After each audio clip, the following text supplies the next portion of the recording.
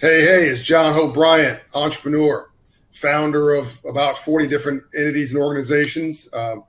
You might know of Operation Hope, the largest nonprofit financial inclusion and financial literacy organization for the underserved in America, 26 states. You can download our Hope in Hand app and check out what we do.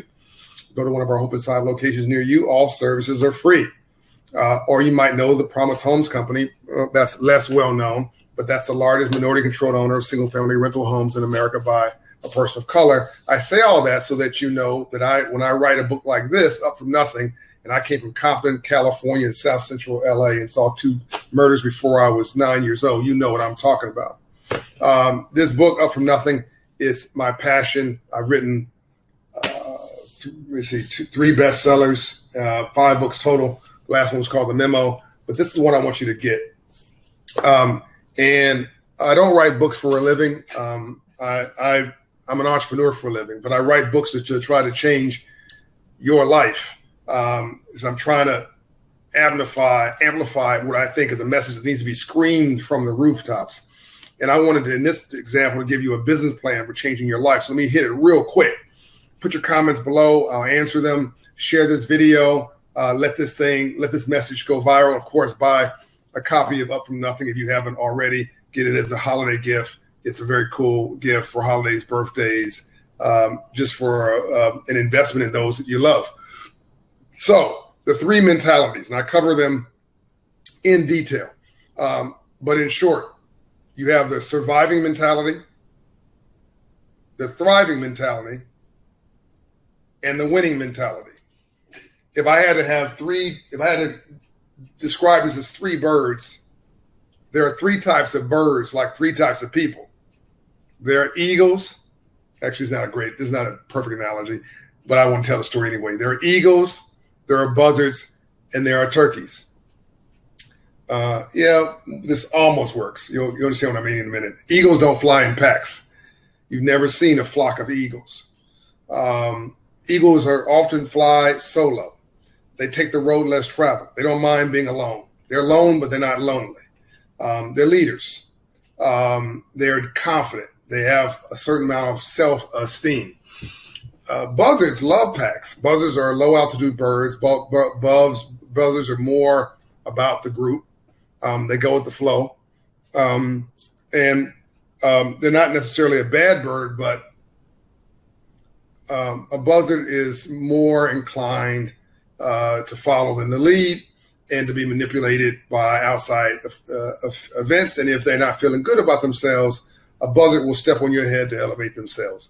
The worst kind of bird is a turkey, because a turkey's got wings and can't even fly. All they do is profile. Translation, trying to be something you are not, or they are not you. Okay. So let's put that aside for a moment, because I love that story. I've been telling that story for a decade. It's not a direct correlation to the 3 mentalities. But the first one is, so you have winners, eagles. You have a winning mentality. You have a thriving mentality, and then you got a surviving mentality. Let me break this down. I'll do it in this order. So winners are builders, building relationships, building wealth, building a network of community centers, building back their community, building public policy, building an enterprise. Winners are builders. And a winner, listen now, a winner knew they were a winner before they ever won anything. You think LeBron knew he was a winner? Or Michael Jordan? You bet, if you're a sports fan. But just think about anybody in your life who you've identified as a winner. Do you think that they had that winning mentality, that they in their soul really believed that they were a winner, and that it outsized ambition and dreaming? And that's what made this country.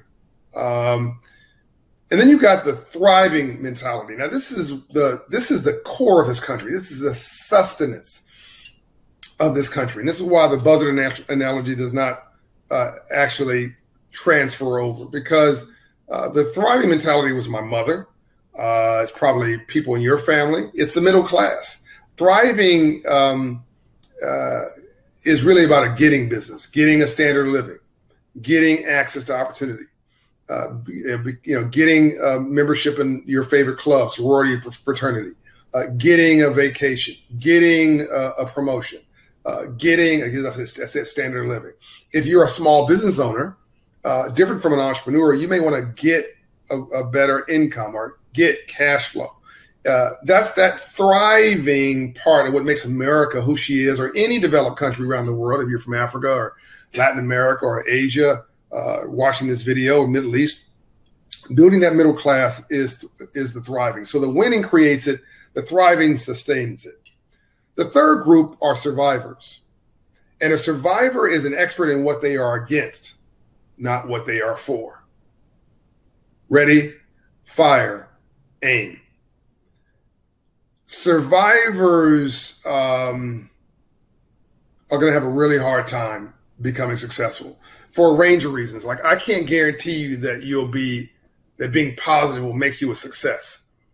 But I absolutely guarantee you that if you're negative, that you will fail. In time, you will fail. Because no one wants to hang around you. No one wants to invest in you. You don't believe in yourself, or don't have a positive outlook on what you're doing. Who's going to invest in that? And when you've been enslaved for 300 years, like and dealt with Jim Crow like African Americans, or you were run off your own land like Native American Indians, or you were brought here as essentially servants with no education, no opportunity, like poor whites were from Britain in the 16th and 17th century. I had to think about that for a minute. You were never taught to be industrious. And ultimately, you resented the fact that the wealthy succeeded and you were never given those tools. And I cover those three groups in my group in this book, Up From Nothing, and explain why they have not as a group. There are exceptions to that rule. I'm an exception to that rule. There are many people in the African American community that are exceptions to that rule. But as a group, we have not delivered a group of winners. And we've struggled to have a large group of thrivers because there's so much holding us back and so much systemically that has bedeviled us, and we haven't been given the tools. My last book, The Memo, we're never given the memo on free enterprise, financial literacy, economics, opportunity, ownership.